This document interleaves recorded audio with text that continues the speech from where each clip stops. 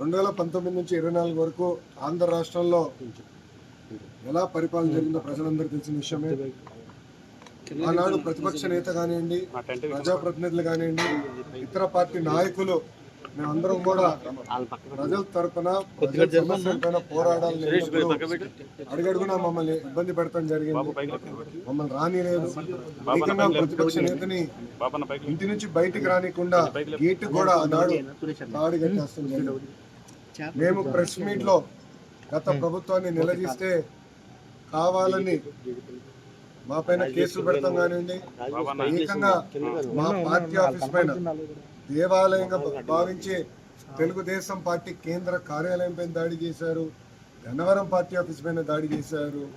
ఇట్లా ప్రతిరోజు ఒకరిని జైలుకి తీసుకెళ్తాం, మా పైన దాడులు చేస్తాం. అదే జరిగింది. నేను ఆనాడు ప్రజలందరికీ చెప్పాను.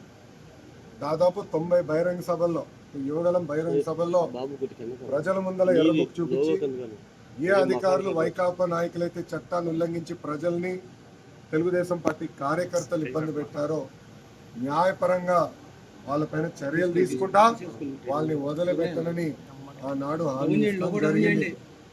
మొన్న కావాలని ఒక దళితుడిని కిడ్నాప్ చేసి కేసు విత్డ్రా చేయించారు ఇక్కడున్న మాజీ శాసనసభ్యుడు. ఆ కిడ్నాప్ కేసే ఈరోజు, ఆ కిడ్నాప్ వల్లనే ఈరోజు ఆయన జైలుకి వెళ్ళే పరిస్థితి. అన్ని వాస్తవాలు బయటికి వస్తాయి. మాకు దాంట్లో ఎలాంటి సందేహం లేదు. న్యాయబద్ధంగా అన్ని చర్యలు మేము తీసుకుంటాం. No questions. Sakshi, no questions. అదిగోబా